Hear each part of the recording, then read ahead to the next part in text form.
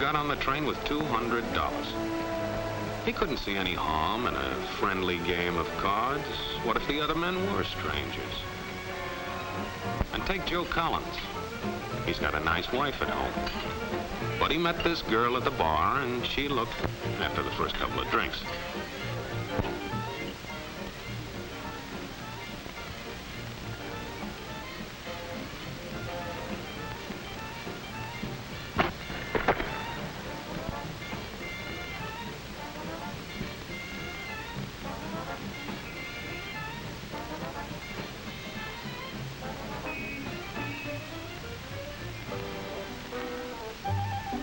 There's a good old-fashioned word for people like this. We call them suckers. And there are other people. People who stay up nights figuring out how to take away what they've got. There are all kinds of games. Mike here, for instance. He's got everything in me. He's young, he's healthy, got a job. And he's got plenty of food. Big factories to make things a man can use. Big cities to do the business of a big company. And people. Lots of people. Enough to work the farm and build the factories, dig the mines, run the business. All kinds of people. People from different countries with different religions, different colored skins. Free people. They can live together and work together and build America together because they're free. Free to vote, to say what they please, go to their own churches, to pick their own jobs. Yeah, Mike's got something, all right. He's got America.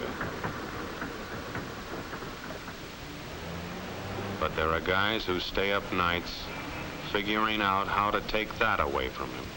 I happen to know the facts. Now, friends, I'm just an average American. But I'm an American. And some of the things I see in this country of ours make my blood boil.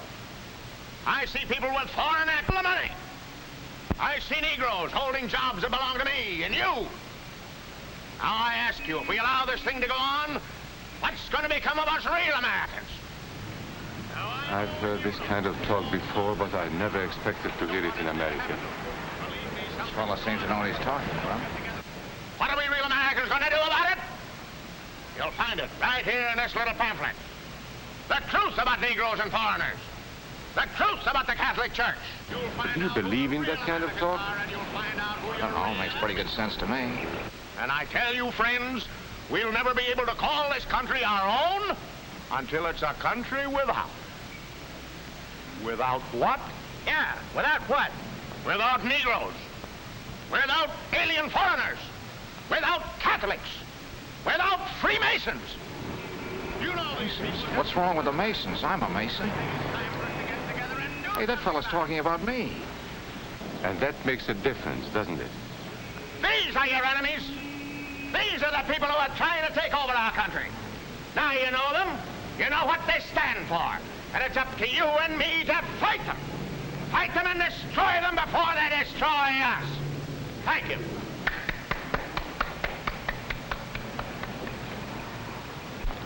Before he said Masons, you were ready to agree with him. Well, yes, but he was talking about... What about those other people? But in this country, we have no other people. We are American people. What about you? You aren't American, are you? I was born in Hungary, but now I am an American citizen. And I have seen what this kind of talk can do. I saw it in Berlin. What were you doing there? I was a professor at the university. I heard the same words we have heard today. But I was a fool then. I thought Nazis were crazy people, stupid fanatics. But unfortunately, it was not so. You see, they knew that they were not strong enough to conquer a unified country. So they split Germany into small groups. They used prejudice as a practical weapon to cripple the nation. Of course, that was not easy to do. They had to work hard to do it. You see, we human beings are not born with prejudices. Always they are made for us, made by someone who wants something. remember that when you hear this kind of talk. Somebody's going to get something out of it, and it isn't going to be you. This is not classroom theory. I saw it happen. I saw it first in Berlin in 1932. 5 young men that I knew were standing in the crowd listening to the Nazi speaker. Eric was a Catholic. Anton, a student of mine, was a Jew. Heinrich owned a small hardware store. Karl was a farmer. And Hans was an unemployed metal worker. To all Bavarian Germans, I say it is time you inherited the nation which rightfully belongs to you.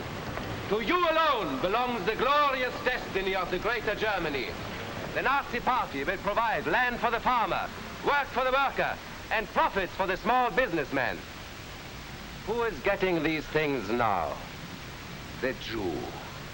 The Jew who has stolen our nation and our birthright. Who makes all the money and takes all our jobs? The Jew! He must be shunned. He must be ostracized. He must be eliminated. And the Catholics. We don't want our great nation run by a foreign church. We Germans will know what to do with these people when the time comes. They and their faith must be destroyed. Then there are the Freemasons. In Germany, we have no place for secret societies. There will be only one society, and that is the Nazi Party. There will be no secrecy about that in the new Greater Germany. One by one, he attacked each minority and he split them off one from the other. These men were all fellow Germans when they came here today. Now they were split into rival groups, suspicious of each other, hating each other. They were being swindled, all of them. But the man who was really being fooled was Hans. He was pure German, according to Nazi standards. To him they promised everything, and he fell for it. That's how Hans became a Superman. They gave him a uniform and they pumped up his ego. He wasn't just a little fellow out of work anymore. He was a member of the master race. Hans and thousands of others like him, all playing a sucker's game. They gambled with other people's liberty, and of course they lost their own. A nation of suckers. Hitler needed these people. There was lots of work to be done. There were trade unions to be smashed, because unions were organized and might offer resistance. There were many political parties in Germany. These the Nazis destroyed. They were determined to smash every organization where people might band together and resist them. There were Jews to be beaten and killed.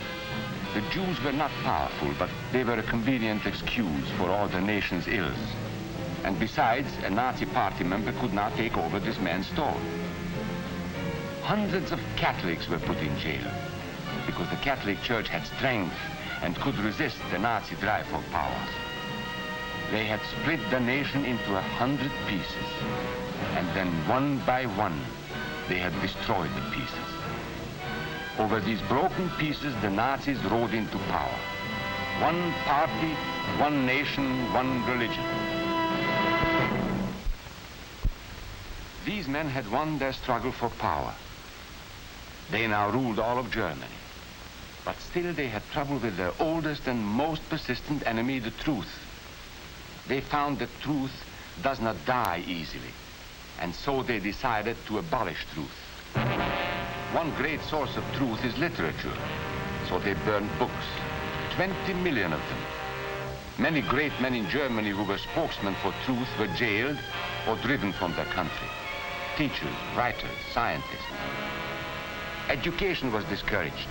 In 5 years, college attendance dropped 53%. It was forbidden to listen to a British radio program or read an American newspaper.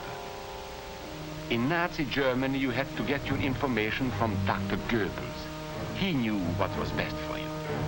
The church was one force in Germany still strong enough to proclaim the truth in public. This Catholic priest was arrested the following day on charges of immorality.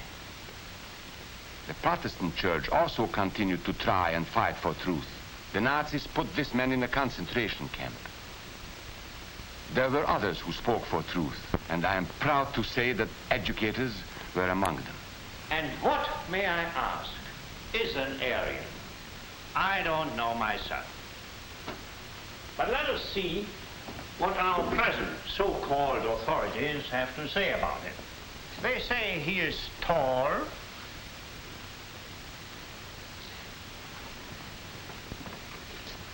slender,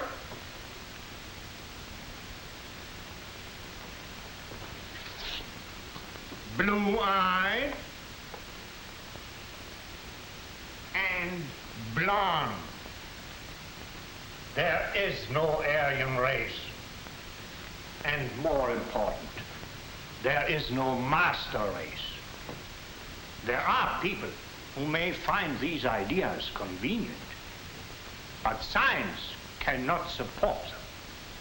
There is no scientific proof that there's any correlation between a man's racial characteristics and his native ability or character.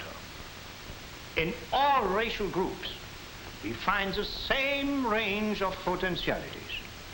We find idiots and geniuses.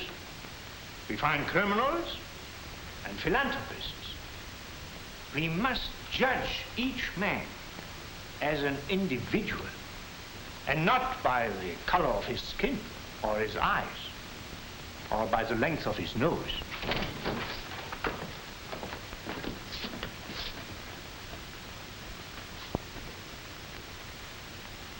Come in, gentlemen. It's comfortable.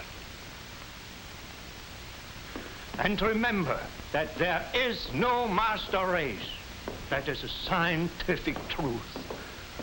Anyone who tells you otherwise is lying.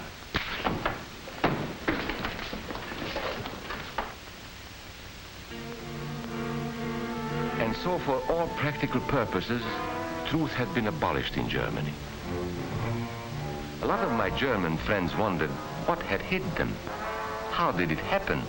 Where did it start? It started right here. And this was where it could have been stopped. If those people had stood together, if they had protected each other, they could have resisted the Nazi threat. Together they would have been strong. But once they allowed themselves to be split apart, they were helpless. When that first minority lost out, everybody lost out. They made the mistake of gambling with other people's freedom. Now let's see how those bets paid off. Karl the farmer was gambling on a better life for himself. What he got was extra hours of back-breaking work, as much as 100 hours a week. He was forced to stay on his land and produce what he was told to produce, because now Hitler was preparing for war. For Heinrich, who owned a hardware store, the bet didn't pay off either. 104,000 small businesses were closed in 2 years. And for Hans, conditions hadn't improved any. He had a job now in the munitions factory, but he worked long hours for little pay. The working conditions grew increasingly bad. And even though he didn't like the job, he wasn't permitted to leave it. And when Hitler decided the time was right, Germany went to war. Not by declaring war, but by a carefully prepared sneak attack. Once again, Hitler needed Hans to do his dirty work. Hans was an expert at brutality this time, and Hitler had decided to use Hans and his brutality against other peoples, the Czechs, the Poles, the French, the Russians. But in the crucial test of war, Hitler's race theories didn't pay off. His pure-blooded supermen were defeated by the mongrel armies he despised. By the British at El Alamein.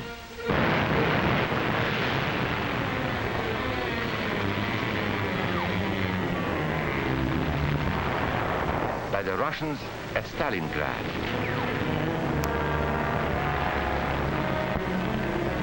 Then on D-Day by American soldiers of every color and religion, who smashed across the Normandy beaches and drove on through to the heart of Germany.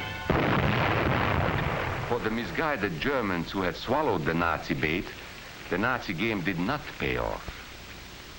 The continent of Europe was strewn with millions of German bodies, pure Aryan bodies. Karl, the farmer, was left in the snow outside of Moscow. Heinrich stayed in Italy at Salerno. And Hans, who was going to rule the world, got only a little patch of Normandy that he could call his own. We must never let that happen to us or to our country. We must never let ourselves be divided by race or color or religion, because in this country we all belong to minority groups. I was born in Hungary. You are a Mason. These are minorities. And then you belong to other minority groups too. You are a farmer. You have blue. You go to the Methodist Church. Your right to belong to these minorities is a precious thing. You have a right to be what you are and say what you think, because here we have personal freedom. We have liberty. And these are not just fancy words. This is a practical and priceless way of living. But we must work at it. We must guard everyone's liberty, or we can lose our own. If we allow any minority to lose its freedom by persecution or by prejudice, we are threatening our own freedom. And this is not simply an idea. This is good, hard common sense. You see, here in America is not a question whether we tolerate minorities. America is minorities. And that means you and me.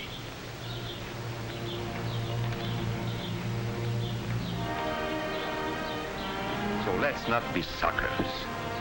We must not allow the freedom or dignity of any man to be threatened by any act or word. Let's be selfish about it. Let's forget about we and they. Let's think about us.